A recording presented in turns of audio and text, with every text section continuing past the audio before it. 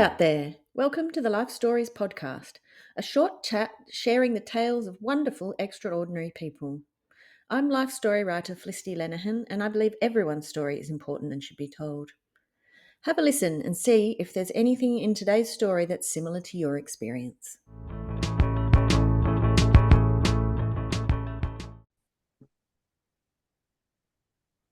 Cool. Hi, Yeah. Christine Green, founder of Remember Press, another person who loves life stories. Nice to have you on the Life Stories podcast. So let's start with all the different places that you have lived. Okay. Hi, Felicity. It's a pleasure to be here, actually.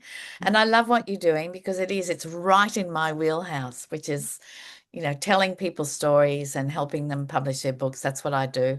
Mm. Um, but yeah, like I've lived all over, and I actually started out, would you believe? I met my first husband, I was barmaiding out west. And before that, I'd worked in publishing and I was PR manager for Jacaranda Press, Mm. which is where my whole big writing process began. Yeah. And yeah, when I met my husband, he was a teacher, and wow, so I was living in Barkey, very, very far west. Where's And that? Where exactly? New South Wales, Queensland? oh, Queensland, Okay. way western Queensland. Yeah, Oh, yeah. yeah. Yeah, really the heart of, and it was sheep country because it was too dry Mm. to sustain cattle, so it was sheep country. And anyway, yeah, we moved to Rockhampton, and I went to teachers college there, did 2 degrees, and part of that I got sick of Rockhampton, terrible place to live, and Yeppoon, and we moved to Perth. And then that was Cyclone Tracy had just hit Darwin. Couldn't find anywhere to stay. It was really hard. We ended up coming back into Brisbane, and that's where I lived for quite a while, and finished my degrees and went teaching and became a literacy specialist, and went teaching and hated it. Oh, And yeah, like and look, I love the kids, and I was doing really inventive stuff because I'd been a professional actress, mm. and I'd been a TV star as a kid. I used to sing and dance on TV and earn more than my dad, and a ballerina and all of that. So Mm. I used performance and drama as part of my teaching wheelhouse, and the principals couldn't handle it because it was innovative and new. And the Mm. ABC did a documentary on me and what I was doing, and of course, the principal didn't like that, and I just kept getting transferred, from Oh, one Borstal type school to another. It was just dreadful. shame. I Yeah. know. So I ended up leaving and opened my first restaurant at 25. Wow, that's young. Oh, that's a total flip. Total flip. Yeah, What you were doing. yeah, What, yeah. what And made you decide to do that? well, I love cooking, and I've only just discovered, you don't really know how your brain works, and I've only just discovered recently that one of the gifts I had was this crazy logistical brain. So everything I do, uh, the math just is done automatically up here. So Mm. for me to work out the logistics of a busy service was really easy. Yeah, right. My backbone just, yeah, like just did it all. And so I just loved it. And my husband and I, we had another couple who were partners, and Alison had been an old school friend, and she'd come back to Australia from living in Spain, meeting her husband there, and they were going to have an import business for Spanish clothes. And I said to her, "What do you know about the rag trade?" She said, "Nothing." I said, "Well, that's crazy. Why don't we have a restaurant?" She said, "What do you know about restaurants?" I said, "Well, at least during my degrees, I worked as a kitchen hand and I waitressed and blah, blah, blah, and all Okay, of so a this. little bit more than she knew about the A fashion. little bit more." And I was a natural chef and commercial cook, which Yeah. is unusual as well. So then that's how it all started. And I end up with 10 restaurants as a female owner chef, all successful over 25 years. And Wow. What were they called?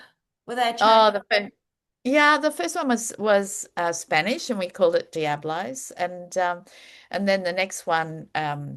Stephen and I moved to the North Coast, and we had the upper deck at Alexandra Headland, and then we had the first gourmet deli in Maroochydore in the big new shopping centre that they built, which is, I think it's now called the Sands Shopping Centre.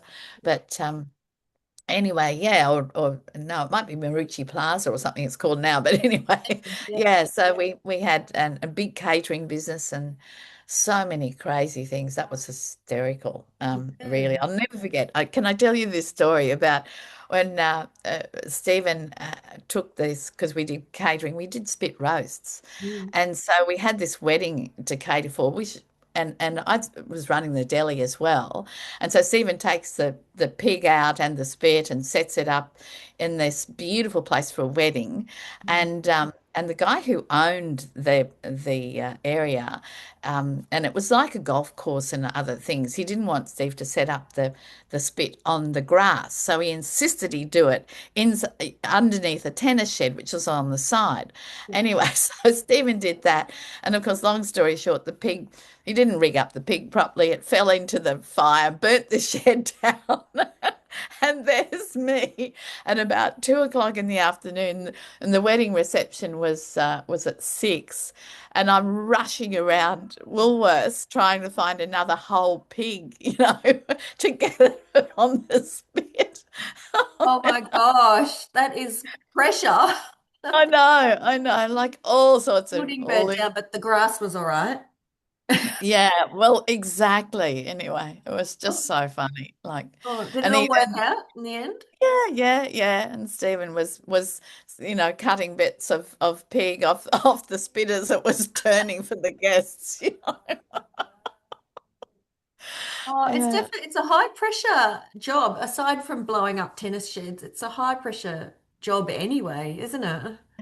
Yeah, it really is. And but I loved it. I think my whole life has never been why. It's always been why not. So, and Yeah. that's yeah, and I even say, to friends and my clients, my writing clients, I say to them, don't think you've got to stay in the one job Mm. forever. You can pivot. I mean, the new generation is starting to understand that now, that Mm. they don't, whatever, even if they go to uni and they do a degree, they don't have to stay stuck Yeah. in that tiny ecosystem for the rest of their lives until Mm. they retire, which was how I was brought up, that so I was really out of the box, Yeah. it was Yeah. yeah. What And did I'll your never parents think of all the, sorry. what did your parents think of all the changing?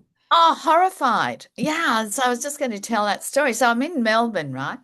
I'm in Melbourne and I'm telling Dad about this new business idea that I had, and I'll no, it was a new job. It was a new job that I had, and I was going back to teaching, Yeah. and my dad, I'll never forget. I'm having this conversation with him, and he said, "Well, Tina, do you think you could stick at that this time?" It's like and that's right. And he said, "And make a success of it." Oh, Yeah, and like make a all those success. restaurants weren't a success. Exactly. And that's what I said. I said straight back. I said, what? 10 successful restaurants isn't a success? Mm. Oh, Dad, really? You Yeah. know, Different life's mindset. short. And Mm. he, look, and I always felt sorry for him because he was a policeman. He was the first policeman in Queensland to have a degree Yeah. and tried desperately to leave the police. He loved uni, he loved study, spoke 6 languages. He was a genius. And, he wanted to lecture at university and he couldn't get a job doing that. So he stayed in the police force. Mm. And his whole life was one of frustration, Yeah. really, Yeah. and champing at the bit, desperate to move on and move out and explore what he could do, you Yeah. know, and contribute. So I just really saw that, Mm. and I guess in a way that might have been a big back driver for me. I don't really know. I Yeah. really don't know, but it's certainly. Looking back, I think that's a possibility that it was, that I was determined to follow my heart and explore whatever offerings came up or whatever crazy idea came to my head, Yeah. Yeah. Yeah. And so, how did you find the customer side of being a chef? Oh, I loved it. Yeah, I really did. My last restaurant in Brisbane was called it was called Possums. yeah, And yeah, so it was Australian food. It was the first Australian food restaurant in Australia, but it was not Indigenous food. It was traditional Aussie, yeah, I guess English based yeah. food, steak and kidney pies, roasts of the day, all that sort of thing. And I invented some new dishes that I call possum specials and all that sort of thing. I was always inventing new dishes. Yeah. And yeah, but it was huge. People loved it. It was cheap and it was very basic. I had a big courtyard that backed on to toilets where I had built a fence across with gates and it sloped because it was part of a big car park the restaurant was in an old service station. Yeah. So yeah, and so I renovated that Oh, and fantastic. Yeah. yeah, and it was amazing. This is in the 80s. Yeah. So Felicity, so it was from I had that for 6 years, which is an eternity to own a restaurant. Yeah. And I used to feed all the during the 80s was the Fitzgerald Inquiry in Queensland about corruption and the police corruption and everything. By that time, my dad was long retired, Yeah. but because Mm. he hated the corruption, he was actually offered the commissionership of police and turned it down. Because of And that. yeah, yeah, and fought with Terry Lewis in a big way. He got transferred out to Charleville. Had a wonderful time going flying and you know clay target pigeon shooting and like Yeah. Made the most of it. Yeah. oh, yeah, absolutely. It was so funny. And but yeah, so I did. I used to feed all the crooks. Warren Armstrong, who's still in jail now, used to have his business meetings in my courtyard and all the silks and Wow. QCs. Yeah, yeah, used to have their lunches as well because they just loved it. It was just and I had a big restaurant in Expo 88 Yeah. and that was enormous. That was the Tiger Garden restaurant in the Singapore Pavilion. Yeah. And so yeah, I lost my license twice, just speeding, running from one view to the other. My dad, when he got my license back the second time, he said, Tina, I've used up all my favors. He said, don't lose your license again. Yeah, Oh, I it love was it. I love it. Yeah, and that's just the sort of industry it is, isn't it? The food yeah. industry. It's like it is rush, rush, rush. You've got to be some Yeah, kind of person yeah. to enjoy that. Yeah. Exactly. And I think these days, customers, um, their their acceptance and their demands acceptance is less and their demands are huge now. Mm, Really, their tolerance for any sort of failure or, misperformance is low. It's mm, like so yeah, and gosh, I just noticed today on LinkedIn there was an article written by a guy who's in the industry and he just said the closure of so many restaurants is happening all over because the rents are too high, the overheads are too high, yeah. and and people just don't have that expendable budget anymore. Really, it's tough times. So Yeah. I think to survive, you have to, like any business now. Have you found that as well? You just have to pivot. You Yeah. just have to really pivot Yeah. and go, okay, this is where the market is. Yeah. This is where I'm going. This is what they want. And I'm going to deliver that to the best I can. Yeah. And you can't stay stuck in your own wheelhouse. You just can't. It's Yeah. too hard. Mm. Yeah. So why did you get out of the restaurant game in the end? Well, that was in Noosa, and I was actually hugely successful. It was the Crazy Coyote Cafe, and it was Santa Fe Yeah. cuisine, Oh, yeah, which yeah. Yeah, which is just delicious. And it was very new. You Yeah. know, we hadn't had a Santa Fe restaurant. I was always ahead of the time, Yeah. always. Yeah. Hadn't had a Santa Fe restaurant before, and people loved it. They used to queue around the block. But I took a lot of business from Hastings Street, and there was a guy who owned a big restaurant in Hastings Street who ran all the girls, paid the police, and I inadvertently hired his chef because by that time I really couldn't be full-time chef. I had my daughter to bring up and focus on. Yeah. And so and I hired this guy's chef and oh my God, and took a lot of business away from him as well. And he just said he destroyed me, really. Yeah. He was another crook, was Um, he? yeah. Oh Really gosh. tough. Really, really tough. That's why I fled to Japan and Oh went back wow. teaching. Yeah, so lived in Japan for 2 years and would never live back in Queensland again. It was just, yeah. And everyone sort of is amazed at that story. And I can see sometimes they think, oh, really? And I go, yeah, this happens. You know, Yeah. there's I mean, look at the murders and shotgun shootings that's happening with the cigarette mafia at the moment, and they are basically drug mafia as well, which is and the stakes are high. They're really high.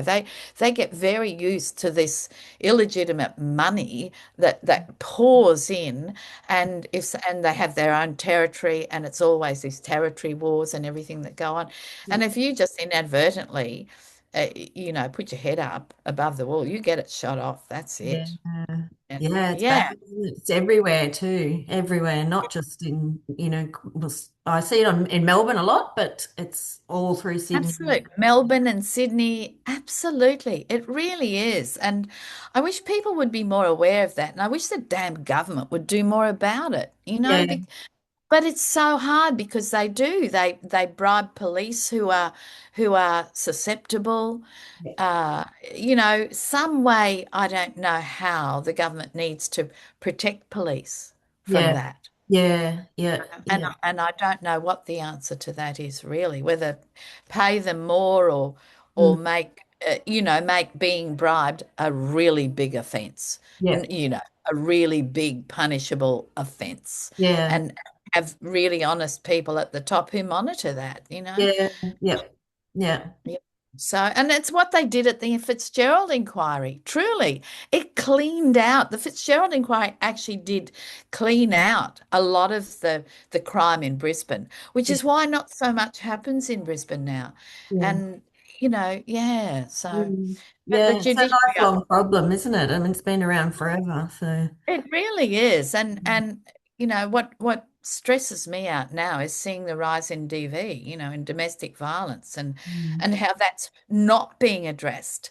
Mm. And one of my clients, she's writing this amazing book, Mm. and but covers domestic violence Yeah. as well because really what if that were happening to men, wouldn't there be an instant pushback? No, we can't have that happen. This is terrible. Yeah. Because remember that mugging that happened in Sydney where the young guy died in Mm. the King's Cross and he was knocked out and it was a life punch. That was it. Yeah. And of course, what they do instantly change the laws, blah, blah, blah. Yeah. Like this, Howard one Punch. woman is, Yeah. yeah, one woman is murdered every 5 days by her intimate partner. Mm. Uh, what pushback is happening for that? And I see that so often Yeah. it's these, it's the women and children who have to run Yeah. Yeah. and leave the family home to be safe instead of the man being removed from the family home permanently and stuck in jail. I Yeah. mean, that's where they should be. And the women And having to rebuild from scratch. Yeah. from scratch Yeah. with the kids. So the kids suffer. And one thing I do know, and gosh, and it's in one of my clients' books that's being Mm. published very, very soon. Yeah. Kids don't do what you say, they do what you do. Yeah. Yeah. So, when you have boys who witness this Mm. domestic violence, Yeah. inadvertently they absorb all that and they end up repeating that themselves. Yeah. And they hate themselves for it because they Yeah. know it's wrong, but it's imprinted. What else do they know? Yeah. Yeah. It's imprinted, and that's a huge issue. So Did you have your daughter when you moved to Japan?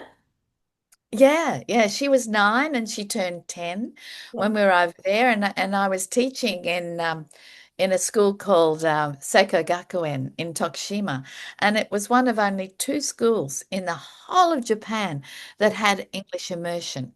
Wow. So, yeah, half the staff were Australian from Queensland because their original ESL teacher was an Italian guy from Queensland, Yeah. and he did all the recruitment. So we were, and I knew 3 of the other teachers when I went there. It was Oh, wow. hysterical. Yeah, It yeah, was such a small world. yeah, The synchronicities in our lives are incredible, aren't they, yeah, really? yeah, yeah, And yeah, so I taught in English for half the day, the Queensland syllabus, and I had 8 8-year-olds, 8 year 2s who were just divine, yeah. and I still remember teaching them do the locomotion with you.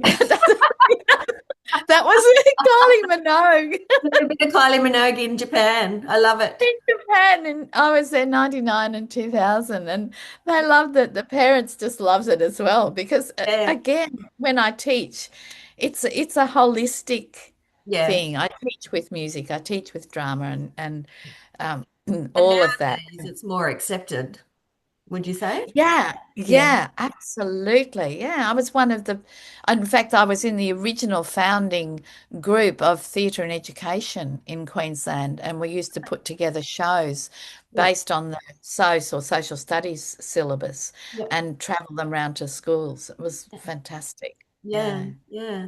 You've got an interesting in that you've got the sort of English literacy drama side, but you've got that logistical mathematical brain as well.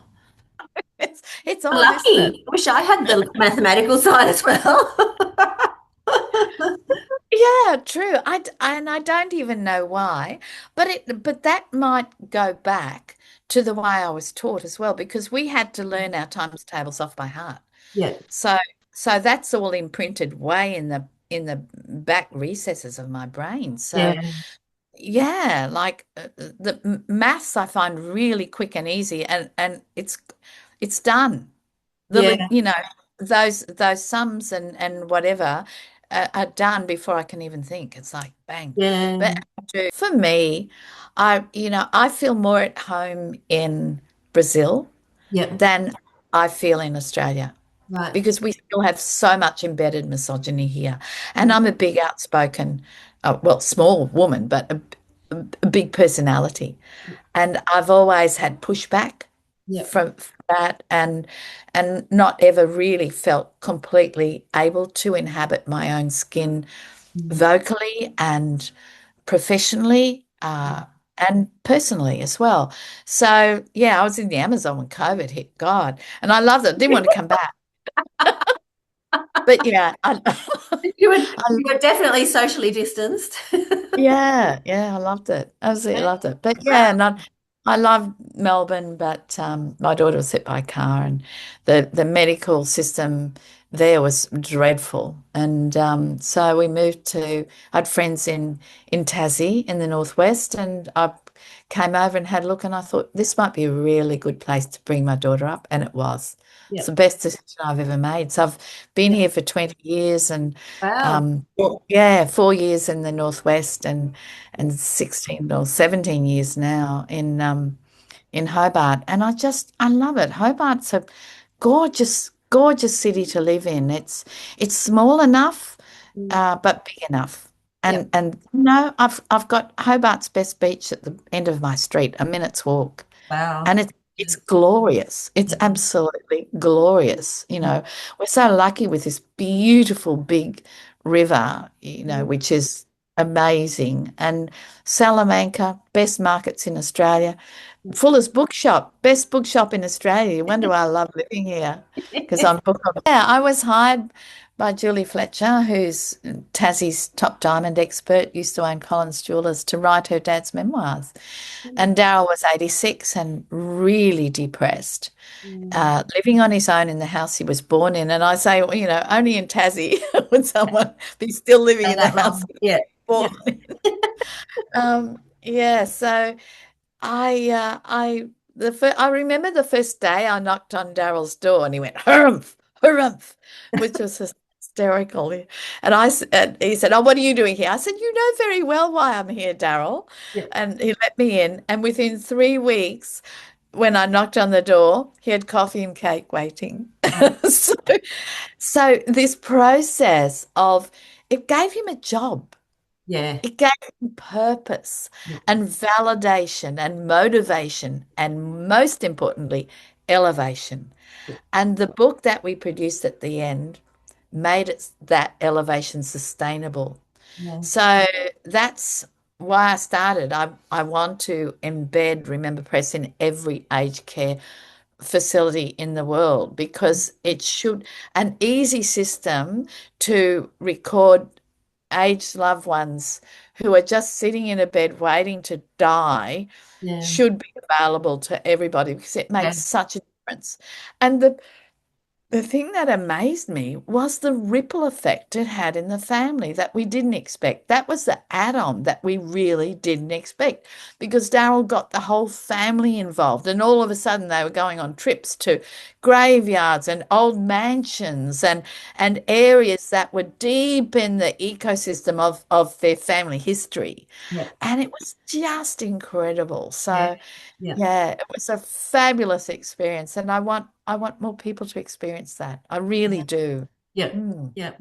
So you've gone full circle then if you worked in publishing originally. Oh, yeah. Yeah. That's good. Absolutely. And I do know publishers, a commercial publisher, authors are lucky to get 3% royalties, which is just dreadful. And Mm. I sort of understand because the publishing process can be expensive, but it doesn't have to be. Yeah. And when they give people an advance, Yeah. Yeah. like it's a loan. It has to be paid back. They just Yeah. Yeah. that's gone. So it's a really, really hard system. And I don't charge royalties. People when I publish, they get 100% Yeah. royalties. Yeah. Yeah. I just charge for the services that I do and that's it. And that keeps the wheels turning. So Yeah. I'm really out there to help people self-publish in a sustainable, profitable way. Yeah. You know, to Yeah. really get back the money that they deserve for all that work that they put in. Oh, yeah. Because in the traditional systems with big publishers, that doesn't happen. Mm. It's so few. You could count the really big successful authors on the one hand, Mm. really, who No, no. and everyone has a Everyone right to do well. Yep. to write their books, to produce Mm. something that they can be proud of. And that's just, what I do. I mean, Daryl's book, oh, I've got it here, by the way. Would you believe? Daryl's book was just amazing. This is just one of the Oh, wow. century. Look at that. Yeah, incredible. And Gorgeous. and what I did with his memoir, which is what most people don't do and most publishers don't do, Yep. I put his interests and his life into different buckets Yep. so that so that it's easy because he had all these different interests. He was a Jeep fanatic and he rescued a Jeep. He flew by helicopter to the far south of Tassie to get parts for a Jeep he was repairing Oh and my gosh. restoring. I'm serious. Amazing. This Jeep had been left in the war during war times in the far south of Tassie. It was Goodness. hysterical. And Yeah. that was a chapter. So that at his funeral, and they mentioned me in the eulogy 6 times, and I kept saying, no, it's not about me. Yeah. I'm just a conduit, and Yeah, that's right. Yeah. I'm always aware of that. I'm Yeah. just the conduit. But Mm. so it was the most incredible process, and all the people could just go to their chapter. Yeah. They didn't feel they needed to read the whole book. They could just go to their chapter. They were so Yeah. happy. Yeah. Yeah, yeah, Wonderful. So yeah. now So you're working in life stories, and I feel like you should write your own life story, really. I have, and I'm just editing it at the Oh, moment. you did. So Great. Excellent. yeah, Well, hopefully I first volume. read. I've written both volumes, the first 9 restaurants and the last one, Yeah. which will be published eventually, probably And after I die. the next very interesting. So, Yeah. all right, Okay. well, we'll wrap it up there. Thanks very much. Super fun. Oh, it's a Super fun. pleasure, Super Felicity. Yeah. interesting. I'd love to. I can't wait to read your books and find out more. I'll be out soon, I hope. Yeah, I'm just going to. We hope you enjoyed our chat today. Was there something in it that resonated with your own life? If you found it interesting, this might very well mean your story is interesting too. Tell someone and record it because your story is important.